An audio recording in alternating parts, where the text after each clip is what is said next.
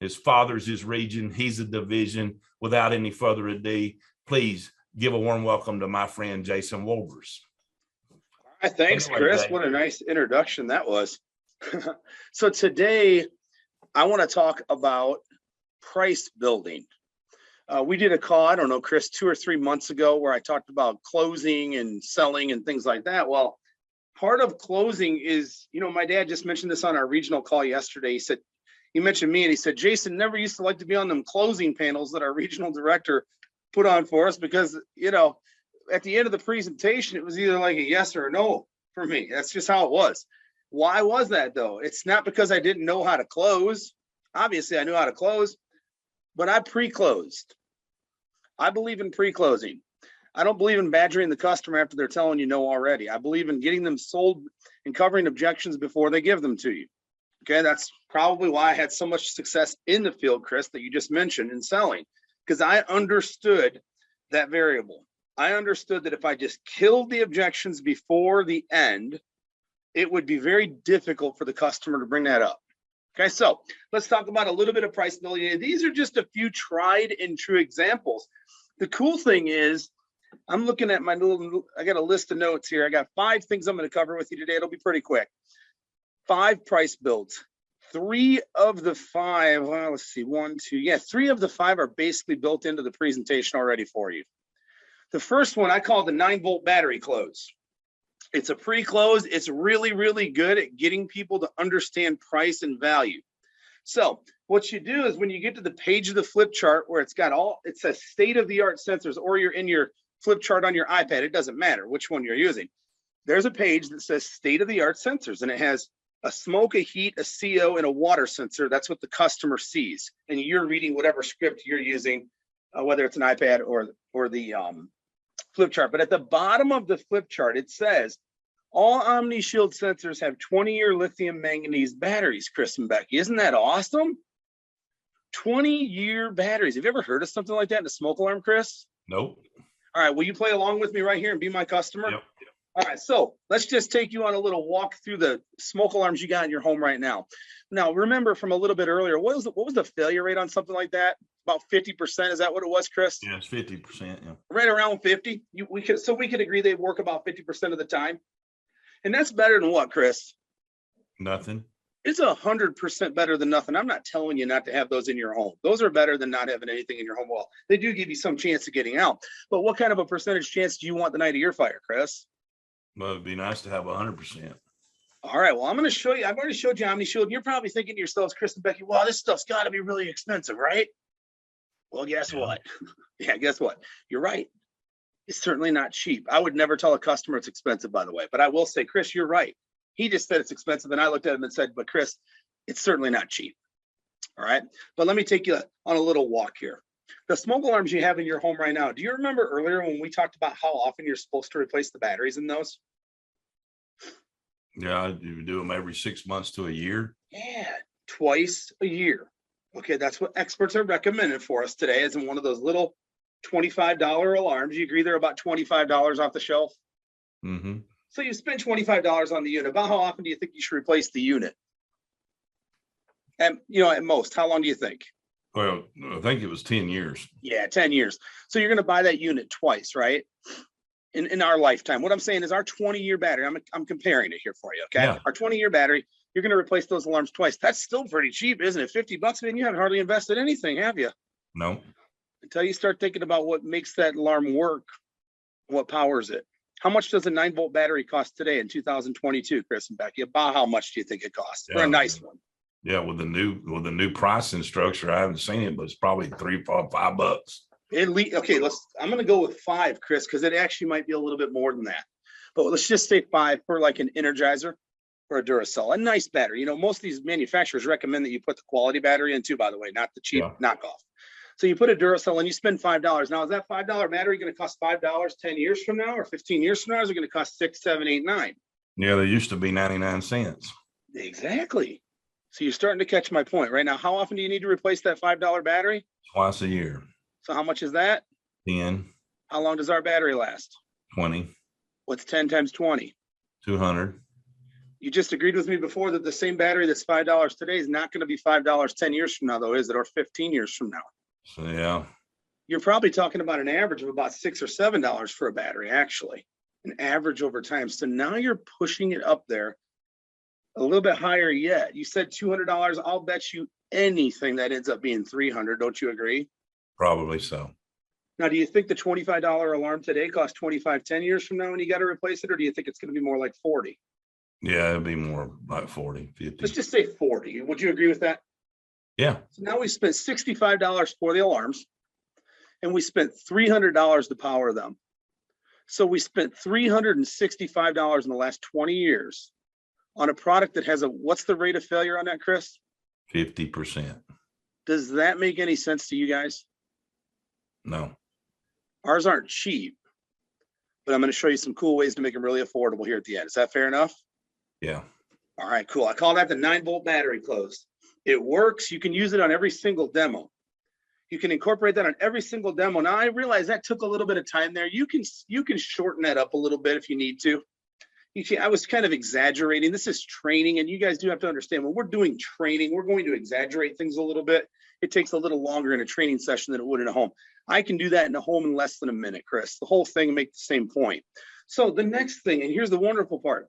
So the 9-volt battery, it's not technically built into the presentation, but it is because it says all OmniShield sensors have 20-year lithium manganese batteries. You could take a little marker right next to that and say 9-volt battery close. Okay, you can just write it right in. If you're using the flip chart on the iPad, that's fine too. You're just going to have to remember. But there's just a few things in life that we're going to have to memorize, aren't there? Mm-hmm. All right, so now I'm flipping through. I'm using a flip chart today only because it's convenient and it's right here and it's easy to flip it. But there's also a page in here. Well, I want to show you guys something else too. I don't remember if I did this on the last call. But there's a page that says since 1971, we estimate over 2 million people have died or been injured from fire and carbon monoxide, and trillions of dollars have been lost in property damage and floods, right? That's a good page, right? See, a lot of people just get to that page, Chris, and they just read it and they move on. Right. What I would do on that page is I would say, Chris, I would turn to that page and I'd say, Chris, I could tell you, I could sit here today and talk to you till I was blue in the face about how these alarms work and why they're so good and all this stuff, right? All the technology, how the plastic's made, all this stuff, right? But what really matters to you and Becky the night of a fire at 3 o'clock in the morning? That we get out. That's right. So I could talk to you till I was blue in the face about how they work or how good they are. Or I could just tell you this. Since 1971, we estimate that over 2 million people have died or been injured from fire and carbon monoxide. Trillions of dollars have been lost in property damage from fires and floods. But during that same time, we've never been informed of a lost life or serious injury due to the failure of our products. Which would you prefer me tell you? Yeah. You see, what matters to me is when the rubber meets the road, Chris and Becky, is that the product works, not how it works. I think you would agree that 51 years of experience is a pretty good test period. Yeah. And then move on. I just said that because it was right there and I like that one. Yeah.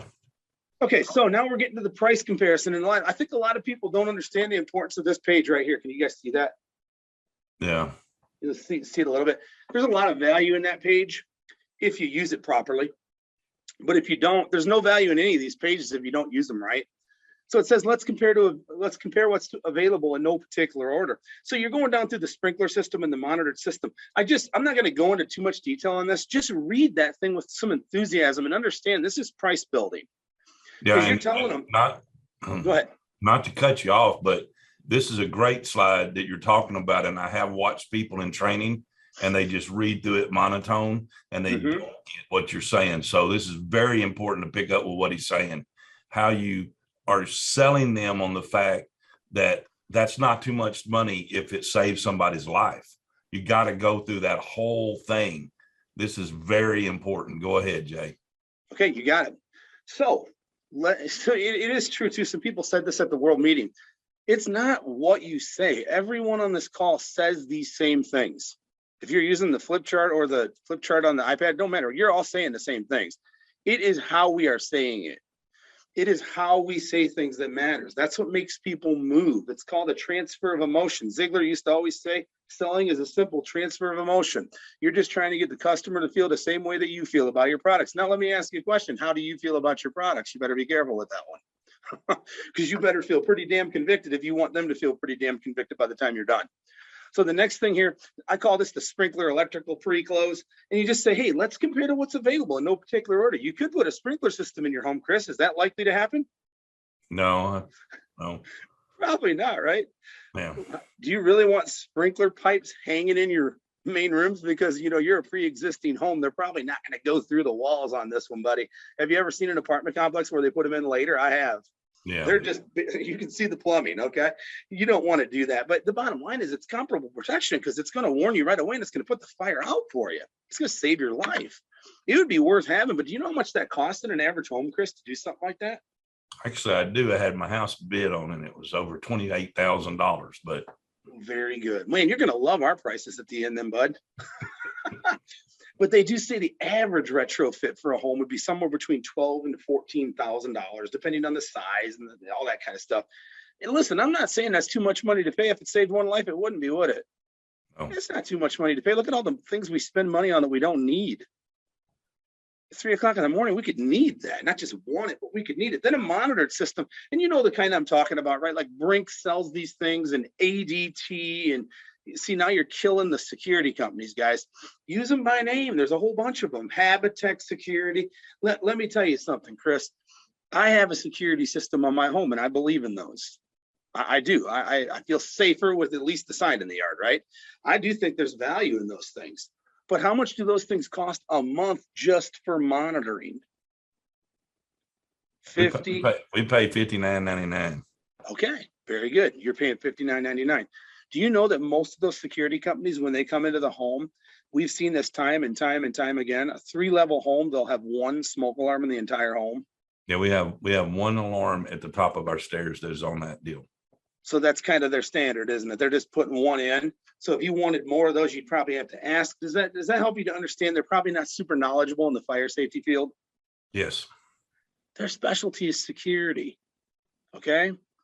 And for $600, $7,500 a month, I mean, that never goes away. That's a bill that never goes away. Over 20 years, that can be $10,000, $15,000, $20,000, depending on how much your monthly monitoring fee was, plus the cost of the equipment. Listen, I'm not saying that's too much to pay, but let's just be honest about that type of system. They're not putting in enough protection. You know, you already kind of understand that from what I've shown you in your home. They are not putting in enough protection, and I would definitely never consider something like that if I were you. And then the last thing is those cheaper alarms and blah, blah. I think everybody knows how to use that. The cheaper alarms can cost the most, can't they? Yeah. All right. It's important too in a demo. Pause after you ask a question. Make them answer it. Don't answer. I made a mistake earlier in this call, by the way. I answered a question for Chris. I normally wouldn't do that. I got a little ahead of myself. I normally would never answer the question for him. I would always make him answer it. So, you know, don't listen to what I said earlier in the call. Always make them answer. So what could that cost you, Chris? The cheap ones? It could cost us our lives. Yeah, it could be too late when they go off, right? It could cost you your lives. And that's way too expensive. And then you just kind of, sometimes it's okay to be a little quiet. Flip to your next page. Let Chris and Becky sit and think about that for a second. Real quickly, I'll give you a couple more and then I'll close it out so Chris can do the last week's Omnis. Cable. This is one I learned from an old pro salesperson. So cable, streaming services, you know, like in our house, we have cable, we have, what the heck do you call it? YouTube TV. And then we have Netflix. We also have a subscription to Hulu, Paramount Plus, because there's shows that we like to watch on all of them, right? You all know what I'm talking about. So I asked Tara last night when I was preparing for this, I said, hey, how much money do you think we spend each month on just cable and streaming? And she said it's about $150 with all of them put together. $150. I said, whoa, that's crazy. $150. Shoot, most of the monthly payments we show people on OmniShield are less than that, or either that or less. I mean, let's face it. So the cable close, all you would do is you'd say, Chris, do you guys have cable in your home? Oh, you yeah. can say this anytime you want to in the close, but you can say this right after you show the product, whatever. You got to find good little nooks and crannies to put this stuff in there. And what I would do if I were you is I'd play around with this stuff and put it into a certain place. And if you like it there, leave it there. Leave it there and use it all the time in the same spot. You do not have to use these things after they tell you it's too much money. As a matter of fact, if you say it now, you're going to get into Chris's conviction level. You're going to get into his brain and get him to start thinking about, oh my God, we put that much into cable. He's showing me a monthly payment that would be less than that for this. So if you hadn't said this yet, now you try to say it later, it's too late. Chris has already switched you off. Okay. So about how much do you pay the bills, Chris, or does Becky? Becky. Yeah, in my house, that's how it works. I had to ask Tara last night how much do we spend. I had no idea how much we spent on that stuff. So my wife just told me recently, Chris, that we spend about $150 a month on cable and streaming services. You know, we've got several of them because we had to get Yellowstone. You know how that works, right? Okay. But let me ask you a question about how much do you think you guys spend per month on all that kind of stuff too? Well, if you package it in with our home phone line that we never use and our internet, it's about $200. So about $200 a month on internet streaming services, a phone you don't use, you know, all this kind of stuff. Okay, cool. Well, that's a good number. I want to ask you one more question. What's that for? Why do you have that stuff? Man, I guess because we're lazy and we don't go and chop it down to something cheaper. No, you know, Chris, I'm not picking on you, brother. I have it too. You have it for entertainment. Yeah. I see all the LSU stuff around your house, buddy. If you don't have that, you can't watch the Tigers play. Right. Right? I get it, man. I'm not picking on you. I have all that stuff too. We all do. Okay, so I'm not picking on you today. But I do want you to think about that $200. Is that going to go up over time or down, do you think, that price per month? It's going up. It's going up. Yeah, there's going to be 10 more shows that you guys just have to watch. And the way the future is going, they're all going to be on a different streaming service. You're going to pay $6.99 a month for all of them. So you might be up to $250. I'm not picking on you, but it's probably going to go up. And when do you pay that bill off completely where you own it? Never. So we spend all that kind of money every single month, every single year, year in, year out, without even thinking about it for something that we just want. Today, I'm going to show you at the end of this thing something that costs a little bit extra than most alarms in the discount hardware store. You understand that, right? But I'm going to show you a quick way to pay for it. It'll be yours and you'll own it forever. And this is something you could need. Would you agree with that? Yes. I'm not telling you to get rid of the cable. I'm just telling you to add something that could save a life and that's much, much, much more important. Okay? Yeah. Fair enough? Mm-hmm. Cool. Move on. All right. This is real. I'll make this one very quick and simple. You've all heard of the old refrigerator close, right? The old refrigerator, you know? Well, the refrigerator close, once again, back in the 80s, they used it as a close, like to badger the customer and get them to say yes after they were saying no. In 2022, you can use the refrigerator close before you show the price. Chris, let me ask you a question. At any point during your demo, I mean, it could be when you're talking to guys, this can be way before you show the price. This can be I'll tell you a good place to try using this. Use it when you're going through the rooms where a fire could start. You're talking about the refrigerator. Okay, so do you think a refrigerator could start a fire in your home, Chris? Yeah. Think about it. It's the one appliance in your home that literally runs all night long, or the one appliance in your kitchen that runs all night long and nobody even thinks about it. It could start a fire just as easily at 3 in the morning as it could 3 in the afternoon, couldn't it? Yeah. Well, let me ask you another question about that refrigerator while we're talking about it. How much does it cost for a nice new one these days? No, I've seen them for $4,000 and more dollars. Yeah. Oh, yeah. For an average one, it's probably like even $1,200, $1,500, isn't it? Just for like your basic model now. Yeah, I think our beer fridge in the garage is about $1,000. Okay, good. So you're making the point real clear for me. A minimum of $1,000 for a garage refrigerator now. So if you want a good looking one in your kitchen that you're going to show off to your neighbors and family and friends at the holidays, you're going to spend $2,000, $3,000, $4,000, aren't you? Yeah. Now, how much money worth of food do you think you have in that fridge at one time? Approximately. Couple $100, $300. Well, nowadays $500, but $400 maybe. Now it's about double. But say $300, $400 worth of food on average, maybe in the fridge if you eat at home a lot. And if you don't, you might only have 100 or 200, right? But everybody has some food in their fridge. So what if that refrigerator went down tomorrow? You'd replace it in a heartbeat, wouldn't you? Yeah, man, I got to protect my venison. Wouldn't you run down to the store as quick as you could because your wife would be freaking out that the food was going to go bad? Yeah. Of course we would. Wouldn't you finance it if you didn't have the cash? Oh, yeah. Of course you would. You'd open up a Lowe's card or a Home Depot card. And you'd own that refrigerator today no matter what it cost. Because you need to protect that $300 or $400 investment worth of food, don't you? Yeah. Again, I'm not picking on you. I'd do the same thing. I'm not telling you not to. Of course you would. But that's something that protects $100 or $200, $300, $400 worth of food. I'm going to show you something a little bit later in this presentation that can protect you. It can protect Becky. It can protect your grandkids. You've been talking about your grandkids ever since I got here. Yeah. Okay. So all I'm asking you to do for me today is when I get to that part, please just be open-hearted and open-minded about it. Can you do that for me? Yeah. Fantastic. You see how you just used the refrigerator close when you were going through the walkthrough? You weren't even doing the walkthrough yet. You could do it during the walkthrough too, by the way.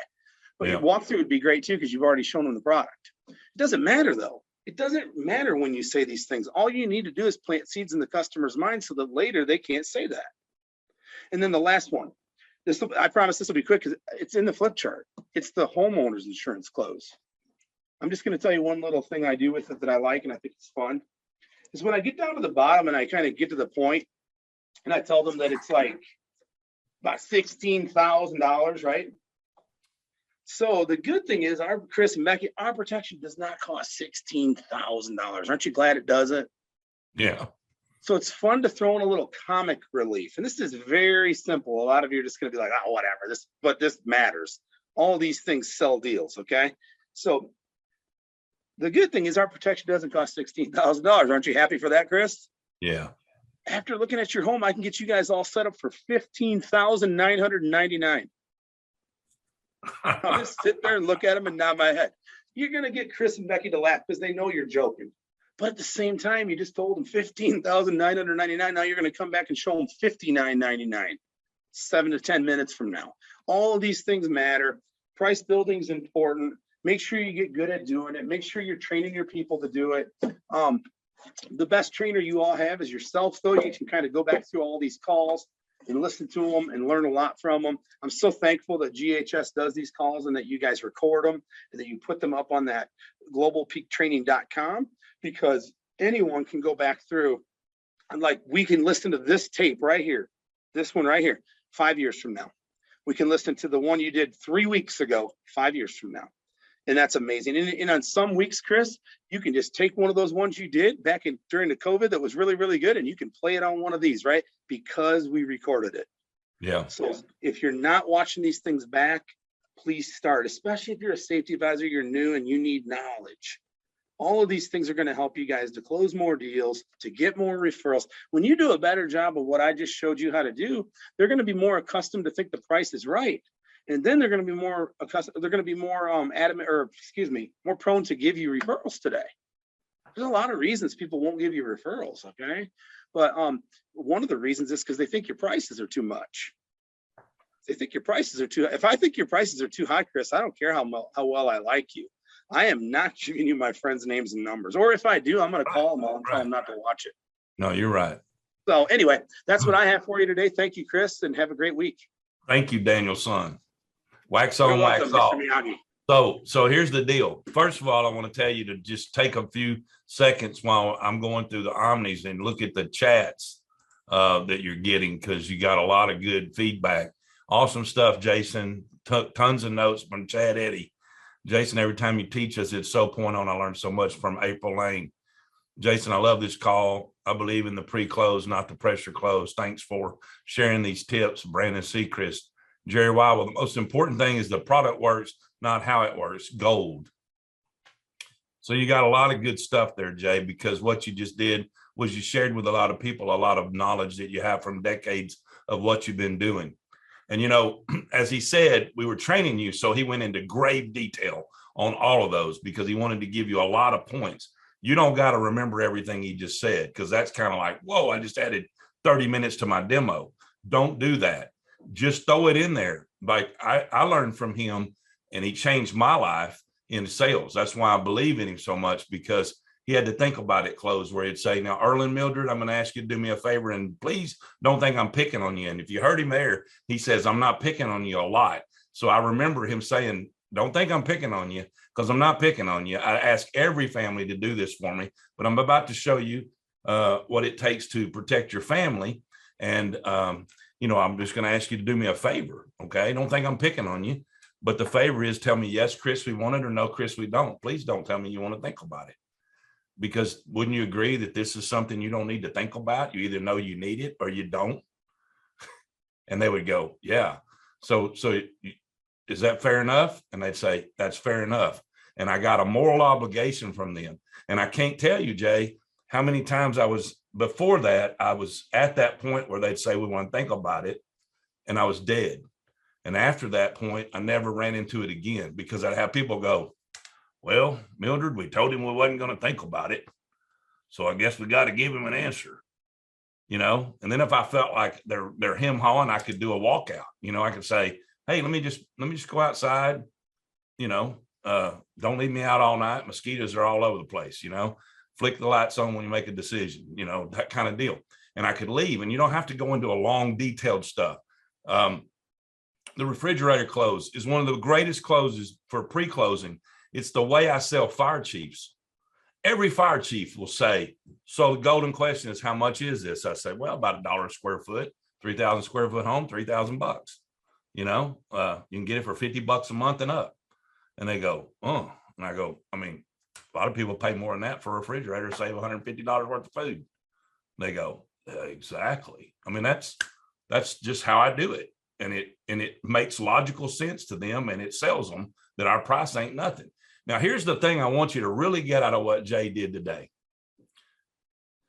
because I'm hoping that more than you listening to everything and trying to do everything he did the way he does it, is that you just learn the facts, and then you figure out how to express those and do them right. Don't lie, don't cheat, don't steal. Just be honest with people like he was with you. But here's what I hope you got out of this. I hope you got the belief that he has behind every one of those closes, because he didn't give you gimmicks. He didn't give you bull crap. He gave you his real honest feeling. He believes that this is not expensive. He believes it's not cheap, but he doesn't believe it's expensive. And what he said earlier is, when you transfer your emotions, then you sell. If you believe this is too expensive, then you got a problem we can't help you with. Until you become convinced that this is not too expensive, then you're always going to have a problem selling this product. See, for me, this is not expensive. Let me tell you what's expensive. At the world meeting, they wanted $22,000 to provide Wi-Fi internet to the ballroom for you guys. The hotel for 3 days, just to rent Wi-Fi at 30 megabytes per second. They had a $38,000 bill from the hotel for power drops for the stage and lighting, and for internet, and for a TV monitor for one of the sponsors.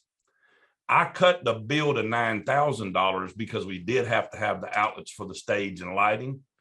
And I made a joke with the guy. It was a little petty, but I said, man, you really know how to make $9,000 look like a deal. You send me a $38,000 invoice first. But they wanted $22,000 for Wi-Fi for 3 days, Jay. That's the world we live in.